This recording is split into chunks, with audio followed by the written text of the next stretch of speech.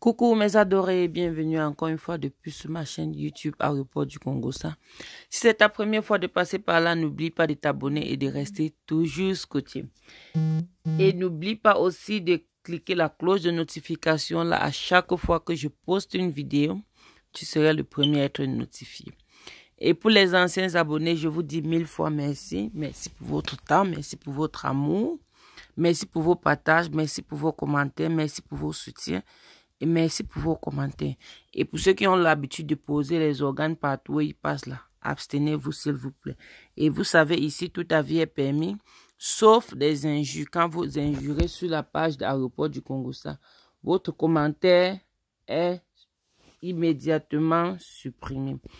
Là, nous revenons avec une autre nouvelle série du Japap, ce qui fait le buzz actuellement en Côte d'Ivoire et sous les médias. En Afrique aussi en général. Actuellement, le monsieur a eu à faire une présentation télé avant-hier dans la soirée qui s'est mal tournée contre lui. Il a invité, entre guillemets, quelqu'un qui a eu à faire du mal, qui a eu à faire la tôle par rapport à son acte, qui a causé des actes qui condamnent beaucoup de choses. Ce monsieur a été invité sur une chaîne télé et il a été invité par le présentateur de l'émission. Et le monsieur est donc allé, Yves est allé au niveau où il demandait donc au monsieur de montrer à quel niveau il pratiquait ses actes. Et que toute l'Afrique en général est contre ça, particulièrement la Côte d'Ivoire. Et M. Yves, hier, a été interpellé par la sécurité nationale de la Côte d'Ivoire qui a été mis en garde à vue et qu'aujourd'hui, il a été déféré au parquet. Et là, nous, on attend la suite, à savoir si finalement il part en Ngata ou si finalement il part en liberté. Mais ce que nous sommes d'abord au courant et qui est confirmé, c'est que la chaîne de télé est fermée pour 1 mois. Pas d'activité pendant 1 mois. Et là aussi, on ne sait pas ce qui va devenir le monsieur, s'il serait puni pour son acte. Et voilà donc celui-même que vous voyez, c'est celui-même qui pratiquait l'acte. Et que monsieur Yves lui a donc demandé de montrer comment il faisait avant d'atteindre à cette jeune fille. Et que le monsieur a pris la peine d'expliquer et qu'il y avait un mannequin dans la salle sur lequel il montrait comment il pratiquait ses actes.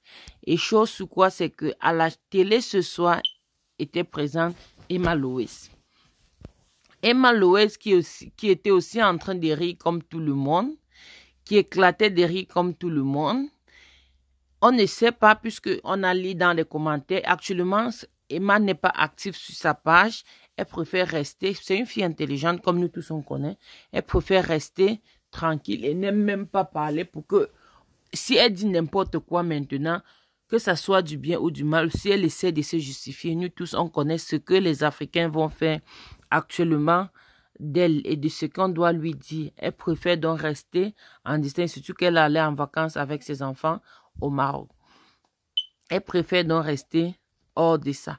Et les gens ont eu à commenter que Emma, tu devais te lever et claquer la porte et sortir. Là, je dis non, puisqu'elle était déjà à l'émission. Elle ne connaît les qui sont invités à l'émission. Puisque tu as invité, on n'est pas obligé de te dire les qui sont invités. Et elle ne sait pas, elle ne savait pas que cette histoire devait arriver à ce niveau. Et actuellement, M. Yves est au tribunal et que nous attendons la suite. Espérons, restons les droits croisés, qu'il ne doit pas aller en avant pour aller en tôle. On essaie qu'on doit seulement lui donner les mises à pied et qu'il doit gagner sa liberté. Espérons, prions vraiment pour lui et on espère que cette génération qu'on est en train qu'on prend toujours les choses d'un autre sens, espérons aussi avoir des choses d'une autre manière, puisque au début de l'émission, il a dit que c'était pour sensibiliser. Nous, on connaît que habituellement, on invite plutôt la personne qui a vécu la scène et non celui qui a fait l'acte.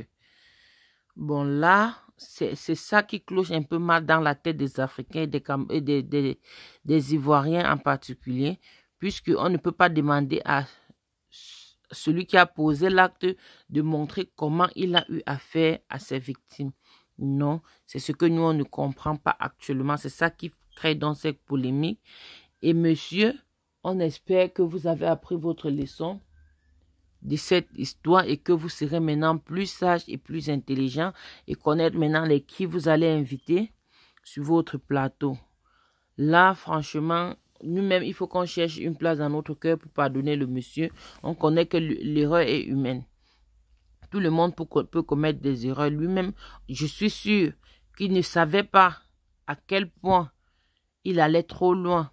Puisque s'il avait réalisé à quel point il allait très loin, il devait s'arrêter à certains niveaux. Là, c'est ce que moi je me dis. S'il avait constaté qu'il allait trop loin, il allait se saisir. Bon, là, comme il n'a pas constaté, il a donc poussé le bouchon très loin. Et c'est ça aujourd'hui qui vient peser sur lui. Espérons qu'il va gagner sa liberté et nous revenir parce que c'est une chaîne que nous tous nous apprécions. Moi particulièrement, je les suis tous les jours. Je suis abonné là-bas et j'espère qu'il va revenir pour qu'on continue l'émission après les 1 mois de mise à pied qu'on leur a donné. Beaucoup de courage à vous, monsieur, beaucoup de courage à la famille. On sait quand c'est comme ça. Ce n'est pas seulement lui qui est impliqué, presque toute la famille est toujours impliquée. Merci de rester connecté. N'oubliez pas de liker et de partager. Comme j'ai dit tout à l'heure, c'est une chaîne que nous tous, on adore. Vous allez voir, j'ai même laissé leur icône là pour vous montrer à quel point nous sommes touchés.